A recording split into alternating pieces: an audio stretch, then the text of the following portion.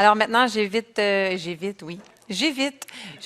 Emma Desplan à venir présenter au nom de Sabina Nord.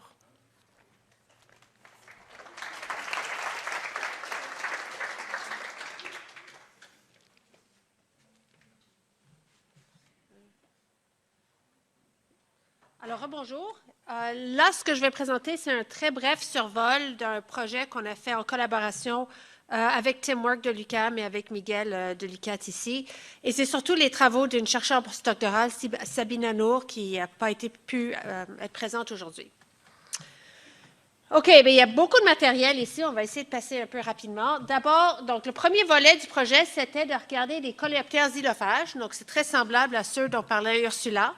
Mais dans ce cas-ci, ils ont fait un transect sud-nord de Mont-Laurier à La Sarre pour voir toute la faune qu'il y avait. Sabina a donc collecté et identifié plus que 17 000 insectes. Là-dessus, elle n'a pas trouvé un seul individu d'un ravageur exotique, ce qui est très bon signe, parce qu'évidemment, on avait une inquiétude qu'il pourrait y avoir des invasions de ravageurs. On n'en a pas trouvé. Mais on a une belle biodiversité de 36 espèces différentes, et donc on voit qu'on a vraiment des belles communautés en santé. Ça, c'est quelques exemples. Deuxième volet, ensuite, on a regardé les insectes défoliateurs sur épinette blanche. Donc, les défoliateurs, c'est vraiment des insectes qui mangent les feuilles plutôt que de s'attaquer à l'écorce. Puis ici, on a fait des comparaisons sur des jeunes épinettes entre des individus en plantation, donc ceux qui sont en haut, dans des milieux vraiment ouverts, versus des jeunes épinettes qui poussaient sous un couvert de peuplier, donc dans des milieux plus fermés, comme le deuxième arbre qu'on voit ici. Et, premier résultat qu'on a trouvé, c'est qu'on avait vraiment des dommages très, très minimes. Donc, on avait un grand nombre d'insectes différents, plusieurs espèces différentes, une belle biodiversité, mais les dommages qu'ils causaient sur les arbres étaient vraiment négligeables. Donc, on peut constater que ces insectes-là ont plus un rôle important dans les chaînes trophiques, en servant par exemple d'alimentation aux oiseaux, puis il n'y avait pas d'effet vraiment significatif sur les érables.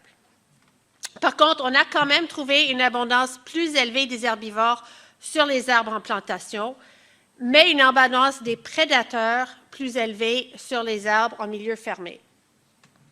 Ce qui suggère peut-être qu'on a un meilleur contrôle des herbivores par ces prédateurs dans les milieux plus fermés. Et c'est un peu cette idée-là qui a mené au troisième volet qui est là-bas, combiné avec le fait qu'on avait un début d'épidémie de tordeuses, où on a gardé le même dispositif des arbres, donc plantation versus sous-bois, et on a regardé d'abord la performance biologique de la tordeuse. Puis là, c'est un peu à quoi on s'attend. Elle se développe mieux, elle survit mieux dans les milieux plus ouverts où il fait un peu plus chaud, il y a plus de soleil. Mais on a un niveau de parasitisme plus élevé dans les milieux fermés, dans les milieux forestiers. Donc là aussi, on se pose la question, est-ce que le fait qu'il y ait plus de parasitoïdes dans les milieux plus fermés permettent d'avoir un meilleur contrôle des populations? On ne le sait pas encore, on y travaille encore. On continue avec ce dispositif-là, mais on continue aussi les mêmes travaux dans le dispositif SAFE, dont on a entendu parler un petit peu plus tôt, où on compare des épinettes